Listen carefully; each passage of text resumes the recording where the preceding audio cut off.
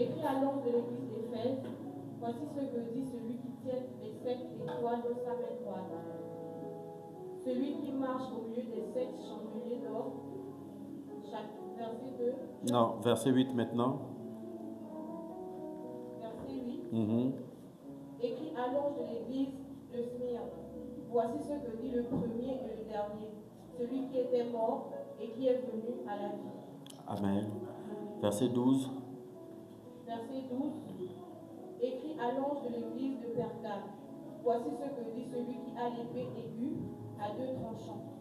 Amen. Chapitre 3, verset 1er. Apocalypse chapitre 3, verset 1er, la Bible déclare, écrit à l'ange de l'église de Sardes, voici ce que dit celui qui a les 7 esprits de Dieu et les 7 étoiles. Je connais tes œuvres, je sais que tu passes pour être vivant. Verset 7. Verset 7, écrit à l'ange de l'église de Philadelphie. Oui. Voici ce que dit le saint, le véritable, celui qui a les clés de David, celui qui ouvre et personne ne fermera, celui qui ferme et personne n'ouvrira. Alléluia. Et le dernier, verset 14. Verset 14, écrit à l'ange de l'église de Laodicée. Voici celui qui dit l'Amen, le témoin fidèle et véritable, le commencement de la création de Dieu. Amen. Parole du Seigneur. Asseyons-nous.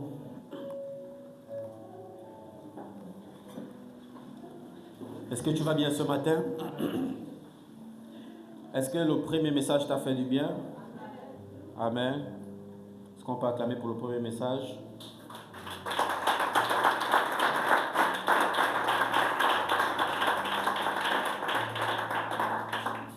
Alléluia. Pendant un culte, on n'attend pas souvent un moment précis. Amen. Dieu peut te parler quand la chante lead pendant l'adoration. Dieu peut te parler pendant le premier message. Dieu peut même te parler pendant les temps de prière. Amen. Pendant que tu es en train de prier, peut-être c'est ton moment pendant le culte. Pendant que tu pries, pas forcément avec les sujets de prière que le ministre de culte donne, mais toi-même. Amen. Pendant que tu es en train de prier, Dieu peut également te répondre pendant les temps de prière. Pendant les temps de louange, Dieu également peut te donner une parole. Alléluia. Donc, on ne néglige rien pendant les moments de culte. Quand on parle de culte, on parle d'une cérémonie faite à une divinité. Amen. Donc, nous sommes encore en pleine cérémonie. Et pendant la cérémonie, le maître de la cérémonie, le maître qu'on adore, peut te parler à n'importe quel moment. Alléluia. Que Dieu te bénisse au nom de Jésus-Christ. Amen. Ok. Ce matin, j'aimerais toucher ce que j'ai appelé développer sa façon de prier. Amen. La semaine dernière, nous avons touché la communion avec le Saint-Esprit. Amen.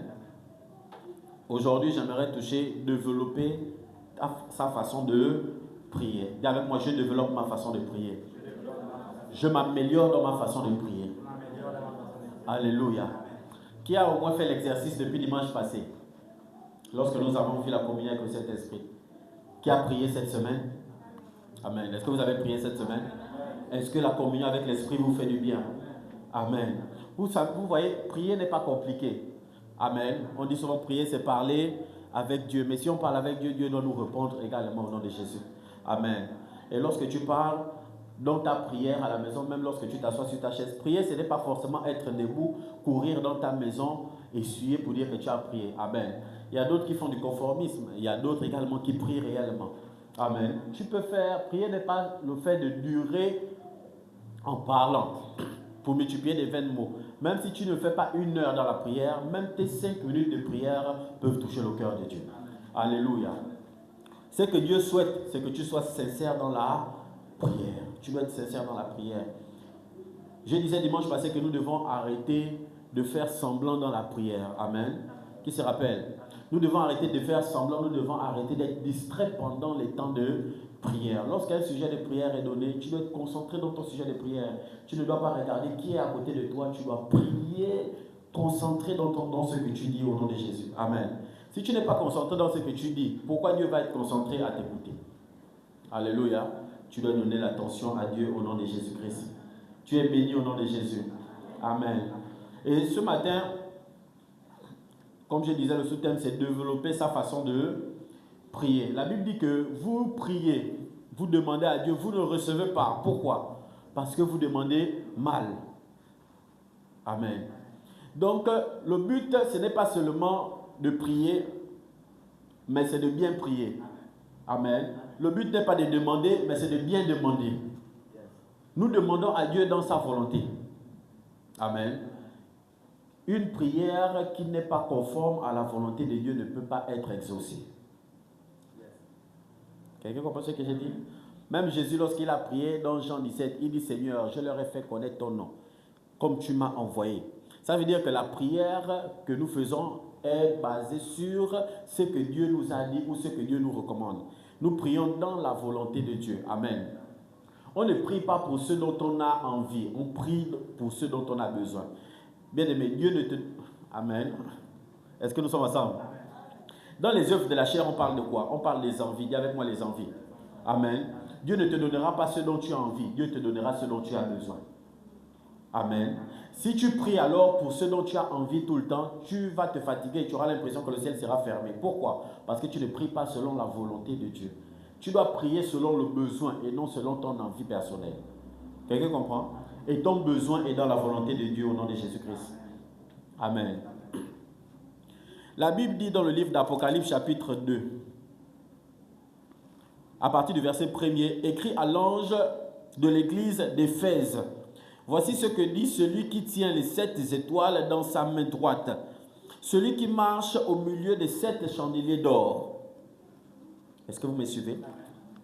Aujourd'hui, je vais donner un principe de prière. Peut-être je vais faire juste 15 à 20 minutes. Voilà pourquoi j'ai demandé d'entamer pour le premier message. Parce que je ne vais pas durer ce matin. Voici celui qui tient entre ses mains les 7 chandeliers d'or. Celui qui marche au milieu des 7 chandeliers d'or. Celui qui tient dans ses mains quoi? Celui qui tient dans ses mains quoi? Les 7 étoiles. Et il dit à qui? Il dit écrit à l'ange de l'église de qui? D'Éphèse. Et qui était l'ange de l'église d'Éphèse? Amen. C'était Paul. Amen. Paul était l'ange de l'église d'Éphèse. Alléluia.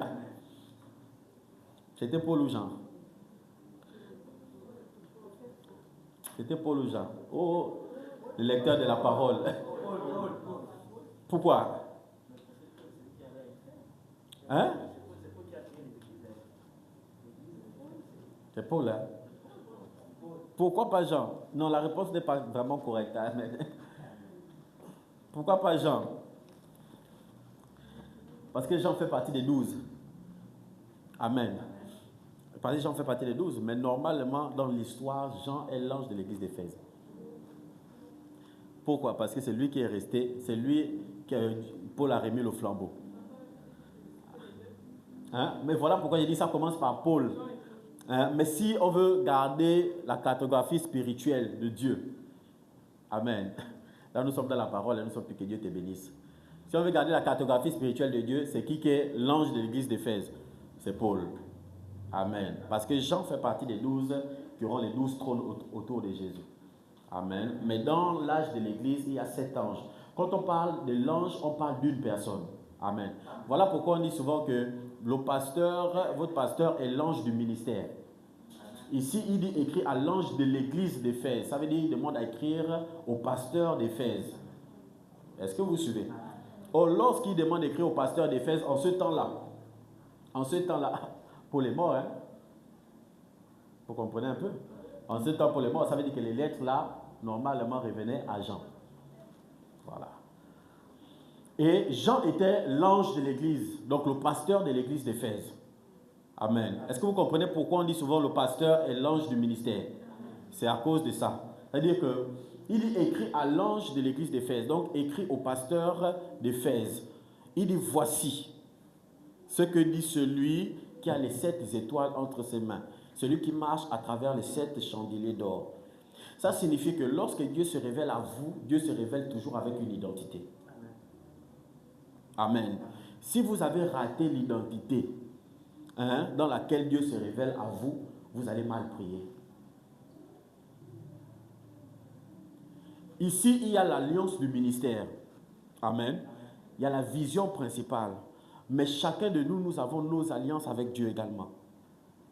Et dans ton alliance personnelle avec Dieu, Dieu s'est révélé à toi sous une identité. Amen. Pour toi, la façon dont tu vois Dieu, ce n'est pas la façon dont moi je vois Dieu. Je ne sais pas si vous voyez. On sert le même Dieu, on prie le même Dieu, on a la même force, la même ferveur, les mêmes principes. Amen. Mais dans notre intimité, Dieu se révèle à nous différemment. Le Dieu qui s'est révélé à Catherine Kuhlman n'est pas le Dieu qui s'est révélé à Raoul Wafo. Je ne sais pas si quelqu'un me comprend.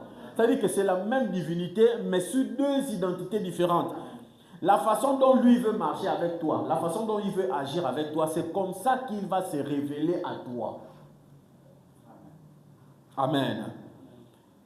Dieu peut se révéler à toi comme étant ton ami intime, ou bien ton ami, ou bien l'homme le plus fidèle. Mais Dieu peut se révéler à moi comme étant le puissant guerrier, le Dieu tout-puissant. Je ne sais pas si vous comprenez. Ça signifie que nous deux, on marche avec Christ, mais je vais puiser ma force dans mon alliance avec Dieu. Dans ce qui fait ma force avec Dieu, je vais puiser ma force à l'intérieur. Pour toi, peut-être Dieu s'est révélé comme étant le consolateur. Aujourd'hui, tu pries Dieu comme étant celui qui combat pour toi. Je ne sais pas si quelqu'un comprend. Ça signifie que tes prières peuvent ne pas marcher. Parce que tu ne pries pas dans l'alliance qui s'est révélée à toi. Amen. Qu'est-ce que Dieu t'a dit lorsque Dieu s'est révélé à toi? Bon, ok, qu'est-ce que Dieu m'a dit? Seigneur, moi je n'ai pas entendu ta voix. Amen. Ce qui n'est pas le produit d'une conviction est quoi? Et péché. Ça veut dire qu'il y a une conviction à l'intérieur de toi, Dieu t'a forcément parlé. Et cette conviction, c'est la parole que, bien aimé, nous tous, autant que nous sommes, nous avons toujours... Voilà pourquoi il dit que reviens à ton premier amour. Pourquoi il dit reviens à ton premier amour? Ça veut dire que dans le premier amour, Dieu nous a donné certaines paroles qui nous ont marqués jusqu'à aujourd'hui.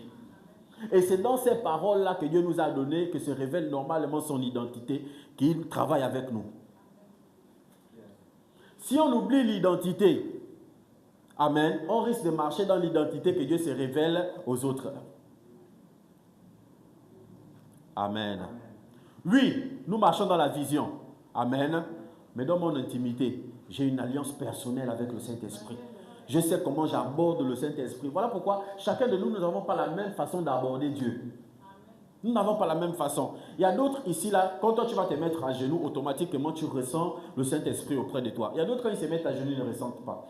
Est-ce que vous voyez? Il y a d'autres, quand ils adorent, pendant l'adoration, ils peuvent ressentir, mais ce n'est pas vraiment ça. Il y a d'autres, quand tu donnes seulement l'adoration, ils ressentent automatiquement le Saint-Esprit auprès d'eux. Ça signifie qu'il y a des différentes façons dont le Saint-Esprit se manifeste avec chacun de nous. Mais nous devons tous savoir quelle est l'identité qu'il nous a donnée. Amen. Je vais plus loin quand même. Et lorsque le Saint-Esprit se révèle à vous à travers une identité, il vous donne à vous également une identité. De la même façon, vos parents vous ont donné votre nom charnel. Amen.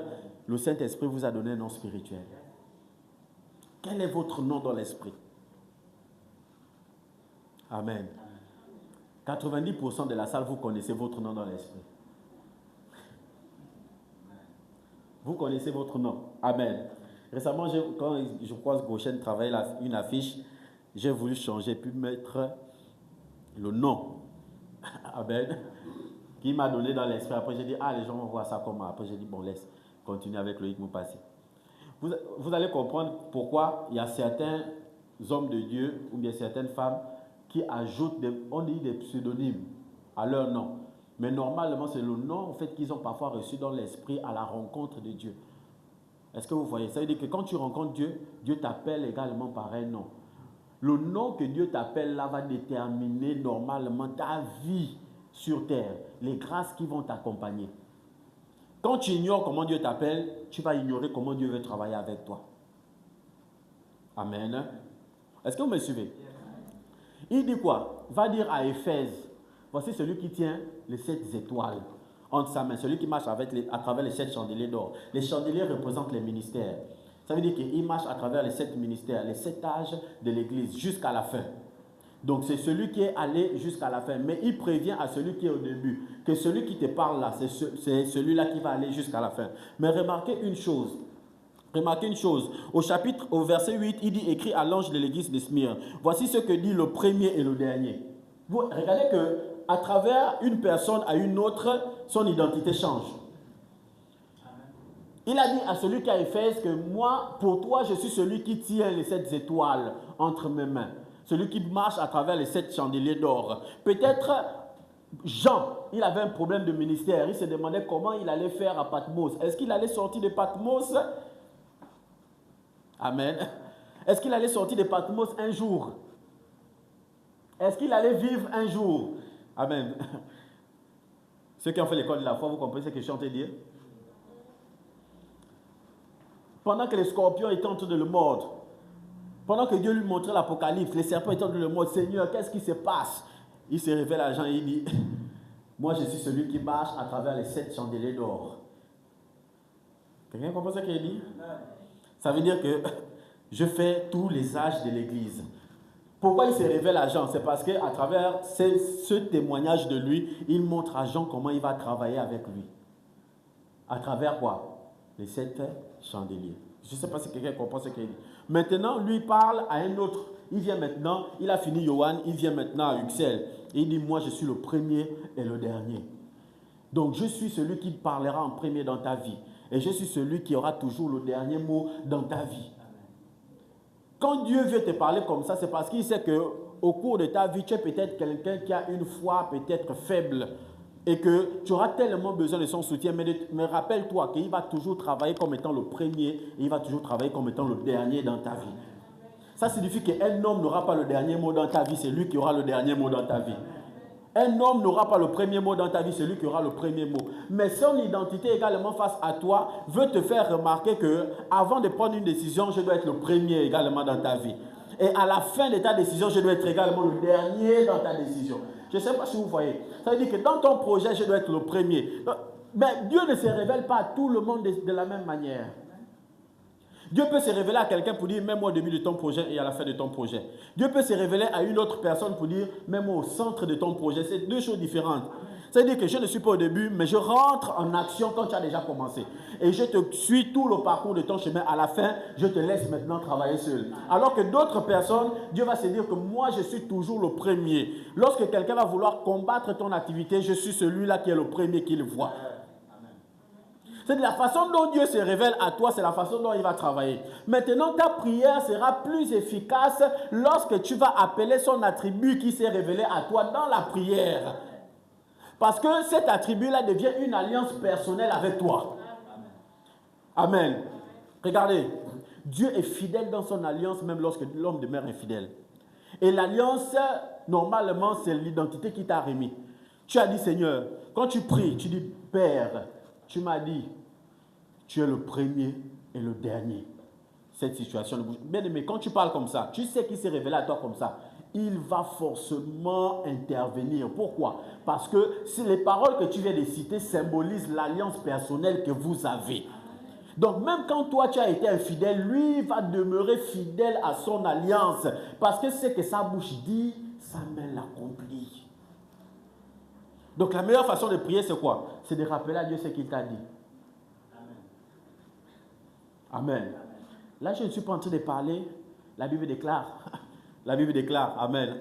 Nous savons que la prière avec foi, c'est prier également à travers la parole de Dieu. Amen. Nous devons prier. Seigneur, la Bible déclare ceci, cela. Je proclame. Ok. Mais je ne parle pas de ça aujourd'hui. Je suis en train de parler de quelque chose de personnel. Qu'est-ce que Dieu t'a dit? Quand tu as fait sa rencontre, qu'est-ce que Dieu t'a dit? Si une femme oublie le fruit de ses entrailles, moi je ne t'oublierai jamais, je ne t'abandonnerai jamais. Il s'est révélé à toi, il a dit, je suis le Dieu qui n'abandonne pas. Je suis le Dieu qui soutient.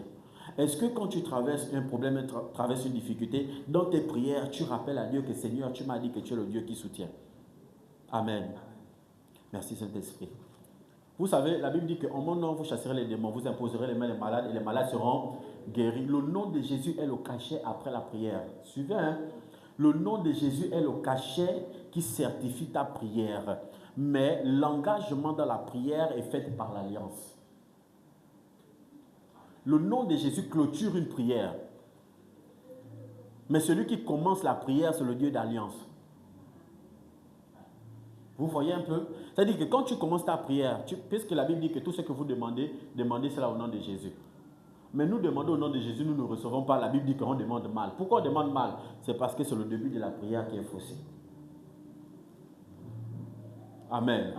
Abraham, vous savez quand Abraham est allé sur la montagne et qu'il a sacrifié son fils, la Bible dit que on appellera ce lieu comment? On l'appellera Jéhovah Jireh, le Dieu qui pourvoit. Il est le Dieu qui pourvoit pour Abraham. Pour Abraham, il est le Dieu qui pourvoit, pas peut-être pour nous tous. Amen. Pour Abraham, il est le Dieu qui pourvoit. Ça veut dire qu'à chaque fois que Abraham va prier, et Abraham va dire Jéhovah Jireh, Dieu va se rappeler de son alliance sur la montagne et Dieu sera obligé d'agir.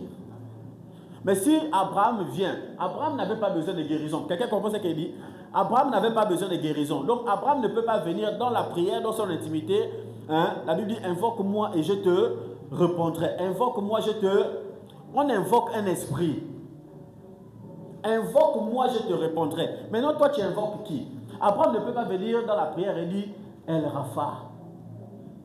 Amen. Il n'a pas connu El Rapha. Abraham a connu Jéhovah Jireh. Ça veut dire que quand il dit El Rapha, il est possible que Dieu ne se manifeste pas parce que Dieu ne se reconnaît pas dans cette alliance avec Abraham. Tous ce sont des appellations de Dieu, mais Dieu ne se reconnaît pas dans cette alliance. Or, il y a peut-être toi qui es dans la salle, Dieu s'est révélé à toi comme étant le Dieu qui guérit toutes les maladies. Donc, à chaque fois que tu pries, quand tu pries même pour une maladie ou bien tu pries pour un symptôme que cela te quitte, tu ne dois pas dire Seigneur, que cette maladie seulement me quitte. Non, là on prie mal. El Rapha, parce que c'est le Dieu qui s'est révélé à toi comme étant le Dieu qui guérit. Lorsque tu dis El Rapha, que cela quitte au nom de Jésus, qui est le cachet, là il agit plus rapidement. Est-ce que vous comprenez? Il se révèle. La Bible dit que après, quand il passe à l'église de Pergame, il dit écrit à l'ange de Pergame, voici celui qui tient l'épée à 2 tranchants. Ça veut dire que l'ange de Pergame doit se baser sur quoi pour communiquer avec Dieu? Son alliance avec Dieu, c'est quoi? C'est la parole. Hein? Il y a des gens ici, quand vous ne lisez pas la parole, vous êtes faibles. Parce que, donc, l'alliance que Dieu a faite avec vous, Dieu ne vous a pas communiqué dans la prière. Dieu vous l'a communiqué dans la parole. Donc, il y a d'autres, un moment tu pries. Amen. Je sais que c'est le cas. Tu peux prier tes 5 minutes, tu peux prier tes 10 minutes, tu peux prier. Tant que tu ne médites pas, tu seras faible. Il y a d'autres qui sont comme ça ici. Pourquoi? Parce que ton alliance avec Dieu, c'est ici. Dieu s'est révélé à toi comme celui qui tient l'épée.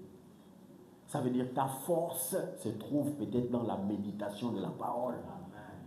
Il y a des gens, quand vous méditez plus que vous ne priez, mais vous êtes en forme spirituellement. Ça signifie quoi? Que votre alliance à vous, c'est dans la méditation de la parole. Tu dois savoir d'abord comment Dieu se révèle à toi. Et tu sauras mieux comment marcher en Christ. Est-ce que nous sommes ensemble? Amen. Amen. Je disais quoi? Développer sa façon de prier. Amen. Le nom de Jésus. Amen. C'est le nom. Amen. Ok. Merci Saint-Esprit. Dieu agit avec vous en fonction également de l'attribut ou de la fonction que vous lui donnez. Amen. Bon, je ne vais pas dire vous. Dieu agit avec nous en fonction de l'attribut ou de la fonction qu'on lui donne. Amen. Est-ce que je peux prendre un exemple? Si je dis,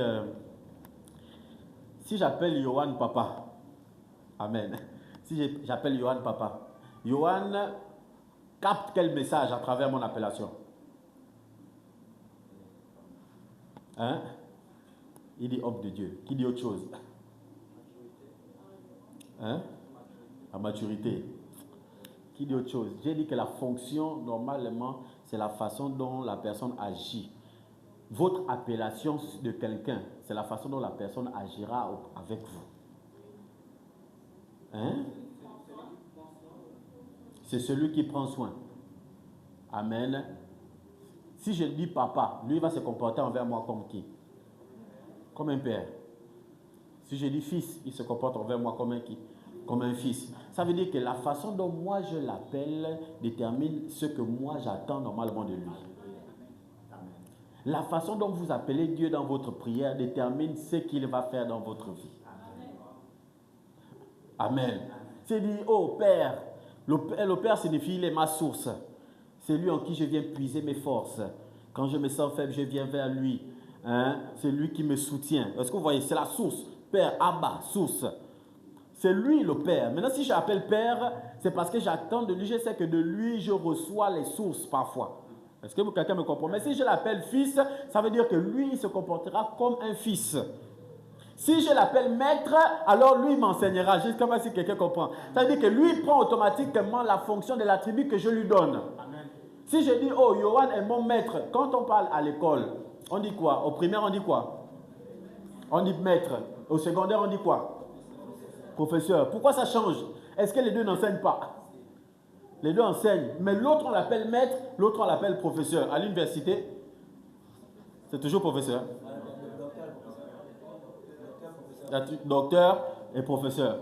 Bon, dites-moi, si vous allez à l'hôpital et vous venez devant le comptoir et vous dites, non, je veux voir le mécanicien. Ça ne passe pas à me dire que, mon frère, tu sais là où tu te trouves, tu veux voir quel mécanicien. Ici, là, ce sont les docteurs. Amen. Mais à l'hôpital, il n'y a pas que les docteurs. Il y a les infirmiers, hein, il y a les sages-femmes. Sages-femmes et infirmières, c'est quoi la différence? Juste, tu as vu? Moi, je ne savais pas.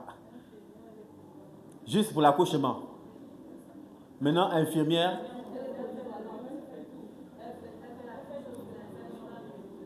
Amen. Maintenant, quand toi, tu vas dans la prière et que tu veux que Dieu te guérisse d'un mal, qu'est-ce que tu vas dire? Oh Père, mon infirmière. Hein? Oh Seigneur Dieu, ma sage-femme. Vous voyez que ça ne marche pas. Parce que l'attribut que tu lui donnes, toi tu veux qu'il t'opère de cette maladie incurable. Comment tu l'appelles? Le grand médecin. C'est ce que la Bible parle. Il s'appelle le grand médecin. Donc quand tu dis le grand médecin, il est tellement fier que tu lui attribues cette caractéristique-là. Il dit maintenant que tu m'as appelé docteur, je vais te montrer que j'ai les attributs du docteur dans ta vie. Ça signifie que la façon dont tu appelles Dieu dans la prière, c'est comme ça que lui réagit automatiquement avec toi. Amen. Amen. Dites-moi, quand vous allez en route et que tu dis à quelqu'un, oh, quitte la salaud. Excusez-moi. Amen. Lui réagit comme avec toi, comme un salaud, non? Oui. Ça dit que, bon, quand tu m'as traité de salaud, je vais te montrer que je suis un salaud. Amen. C'est ça, je vais te montrer que je suis un salaud. Pourquoi? Pourquoi? Parce que l'attribut que tu donnes à quelqu'un, c'est comme ça que la personne travaille avec toi. Amen. Et Dieu agit de la même façon. Il y a une différence entre, par exemple, l'Esprit du Seigneur, le Saint-Esprit et l'Esprit de Dieu. Amen. Ce n'est pas la même chose. Quand vous voulez avoir l'onction du Saint-Esprit, vous appelez qui? Vous appelez l'Esprit du Seigneur. La Bible dit que l'Esprit du Seigneur est sur moi parce qu'il m'a oint. On appelle l'Esprit du Seigneur quand on va avoir l'onction du Saint-Esprit. On n'appelle pas le Saint-Esprit dans la prière. Je ne sais pas si quelqu'un me comprend. Elle dit que oh, Saint-Esprit, oint-moi, Saint-Esprit, oint-moi, Saint-Esprit, oint-moi. Tu conduis mal ta prière. Pourquoi? Parce que l'attribut particulier du Saint-Esprit, c'est de révéler les dons spirituels. Amen. Pas de t'imbiber d'onction. Mais l'attribut de l'Esprit du Seigneur, c'est de t'oindre d'onction pour une mission particulière. Seigneur, je vais être efficace dans ma tâche. Esprit du Seigneur, sois sur moi. Pour être efficace dans ta tâche, ça veut dire que tu as besoin de l'onction pour être efficace dans ce que Dieu te demande de faire. On n'invoque pas à cet instant le Saint-Esprit. Amen. Cet enseignement est très court, mais il est très important. Il est trop important. Parfois, les grands enseignements se donnent dans le calme. Et quand on les néglige, vous allez voir que si on applique ça, les vies de prière, les gens vont changer ici. Amen. Tu n'auras pas besoin de multiplier les paroles, Seigneur, Seigneur, Seigneur, Seigneur. Seigneur quoi? Amen. Tu sais ce que Dieu veut dire, Seigneur? Quand tu dis Seigneur Jésus, oh, tu sais que tu es mon Seigneur, donne-moi le pain. Amen. Ou bien, oh, tu es mon sauveur. Sauveur, Jésus est Seigneur et il est quoi? Sauveur signifie quoi? Être sauveur, ça signifie quoi? Celui qui t'épargne d'un danger ou qui t'épargne de quelque chose. Amen. Tu ne peux pas appeler Jésus sauveur dans toutes les situations. Parce qu'il n'est pas sauveur dans toutes les situations. Il y a des parties où il doit régner en maître. Amen. Seigneur, que ta volonté soit sur la terre comme elle est également dans les cieux. Amen. Pour d'autres, Jésus est l'alpha. Pour d'autres, il est l'oméga. Amen. Pour toi qui pries par exemple pour dire Seigneur, donne-moi la paix du cœur. Donne-moi la paix du cœur. Tu ne peux pas invoquer le Saint-Esprit. Amen. Comprenez-moi, hein? Vous comprenez? Je ne fais pas la différence. Il n'y a pas plusieurs dieux. Il n'y a qu'un seul Dieu. Mais si tu pries pour avoir la paix du cœur, tu ne peux pas invoquer le Saint-Esprit pour qu'il te donne la paix du cœur. Tu dois invoquer le prince de vie, le prince de paix. Quelqu'un comprend ce qu'il dit? Tu es le prince de paix. Tu as dit Saint-Esprit, tu as dit Seigneur, quand je pars, je vous laisse ma paix. Ô prince de paix, que la paix soit dans mon cœur. Quand tu pries comme ça, ta prière est effective. Pourquoi? Parce que tu as activé l'attribut de Dieu qui donne la paix. Seigneur, que la vie rentre dans ma famille, que la vie rentre dans ma maison, que tout ce qui est nuisible dans ma maison disparaisse au nom de Jésus. Seigneur, regarde la maison, parfois on écoute des choses bizarres, à gauche, à droite, dans la maison, on perd des choses bizarres. Seigneur, que ta vie rentre dans ma maison. Tu es le prince de la vie. Quand tu parles comme ça là, que tu es le prince de la vie, il comprend en fait que tu as activé son attribut de la vie.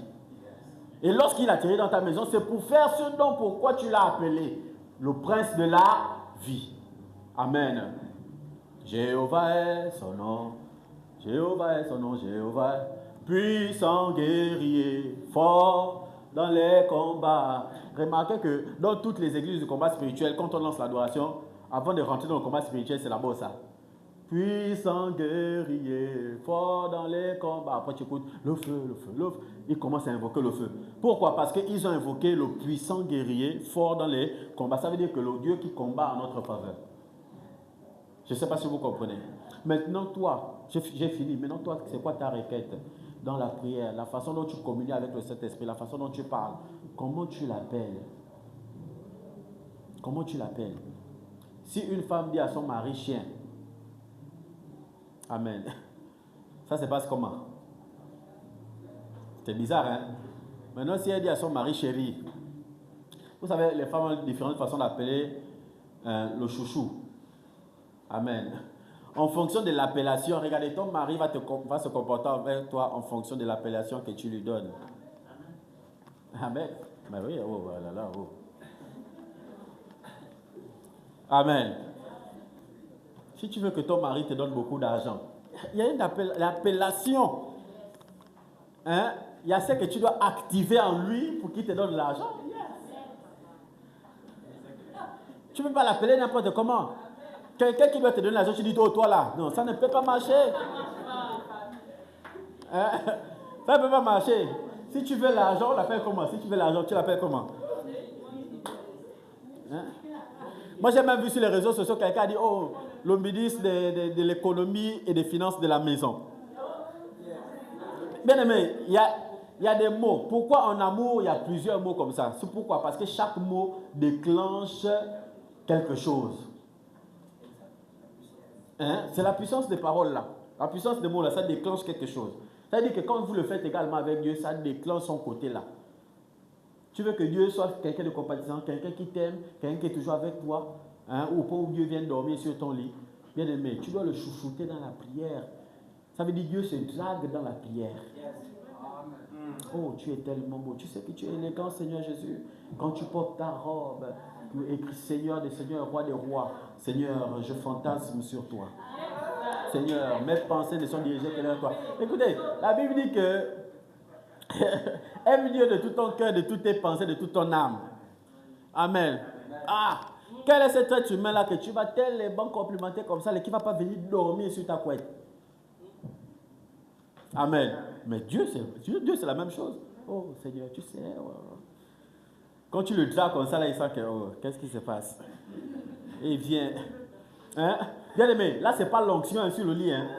Ce n'est pas l'onction, c'est que ta nuit sera paisible. Tu ressens la douceur seulement. C'est que tu l'as tellement montré qu'il t'aime. Bien aimé, l'amour protège ou non? Tu n'as pas besoin de dire, Seigneur, protège-moi. Tu l'as montré que tu l'aimes. Oh Seigneur, je t'aime. Oh, dors là, dors là. Je ne veux pas que tu sois loin de moi. Je vous ai dit ça dimanche passé, que la prière, c'est parler comme ça. C'est pas se lever. Non, c'est pas ça. Même à la maison, tu vas être... Hein? J'envoie le feu tout dans la maison.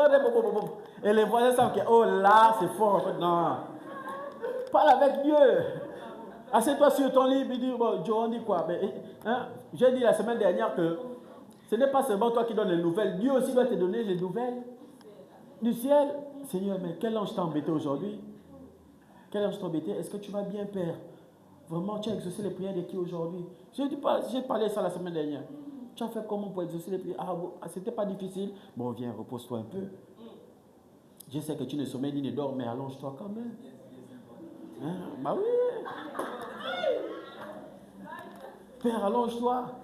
Je veux dire que c'est ça là, normalement, qu'on parle d'intimité avec le Saint-Esprit. Catherine Kuhlman dit le Saint-Esprit est une personne avec des sentiments.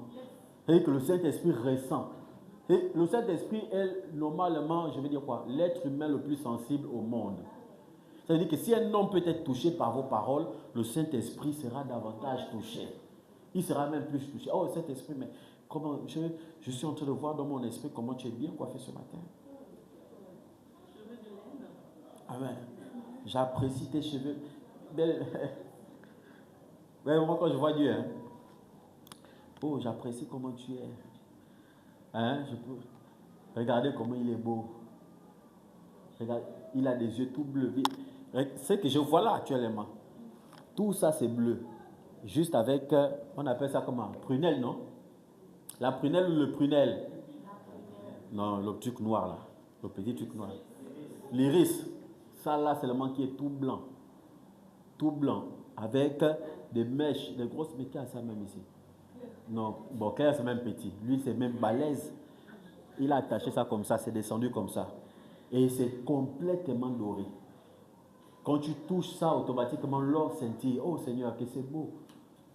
Mais tu es le plus grand architecte. Bien, le grand architecte, ce n'est pas Satan, c'est Jésus. Tu es le plus grand architecte. Comment tu as fait pour te façonner ainsi? Oh, j'admire tes pieds. Quand tu parles à Dieu, quand Dieu vient auprès de toi comme ça, il a le goût d'être avec toi. Qui va t'attaquer? Dieu qui a le goût d'être avec toi. Tu es encore entré dans le combat spirituel, ça ne marche pas. Voilà pourquoi on dit que le combat spirituel n'est pas biblique. Quand le combat spirituel n'est pas biblique, c'est parce que tu t'es mis Dieu, bon, prêtez-moi l'expression, dans la poche. C'est pas ça. Oh. Au lieu de chercher les bénédictions, au lieu de chercher les richesses de Dieu, c'est que Dieu peut te donner. Gagne son cœur. Pour gagner son cœur, là, c'est les mots, ce sont les paroles. Tu sais que je t'aime, non? Mais tu es le plus beau. Même il est parti là-bas, il a tué quelqu'un. Il vient comme ça. Oh, mais quelle œuvre excellente tu as posée. Tu es excellent, Seigneur. Tu es excellent. Tu as tellement tué. Waouh! Quelle force tu as, Saint-Esprit. Quelle force tu as. Tu sais que je t'aime. Amour pour toujours. Amour indéfini. Tu es mon amour éternel. Quand tu parles comme ça, il sent que oui. Dieu gonfle encore les épaules. Il dit oui. Hein?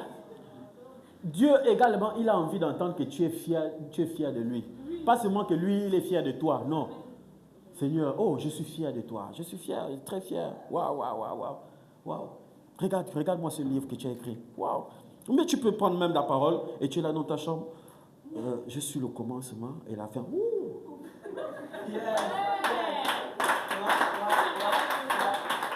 Amen. Je vous dis que le moment le plus touchant pour Dieu,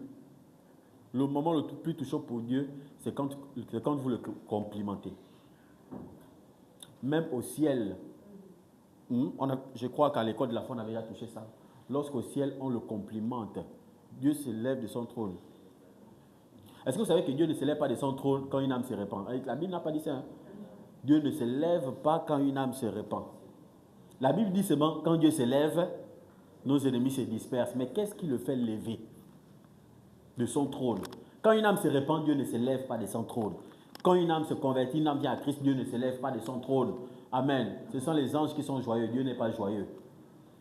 Dieu n'a jamais été joyeux quand quelqu'un est devenu chrétien. Je vous dis la vérité. Jamais. Mais c'est le ciel qui en joie. Parce qu'il y a peut-être tes ancêtres qui sont déjà au ciel. Donc là-bas, il y a un nom qui figure. Oh, le nom là, il a rejoint la famille. Ils sont contents au ciel. Oh, il y a mon frère Litengou qui est revenu, qui est en Christ maintenant. Et l'ange vient te rapporter que j'étais sur la terre. Il y a ton type là, il est déjà à l'église, c'est bon, c'est réglé. Oh, il y a la joie dans le ciel lorsqu'un homme se répand. Mais Dieu n'est pas joyeux au ciel. La seule partie qui rend Dieu joyeux au ciel, c'est quand on le complimente.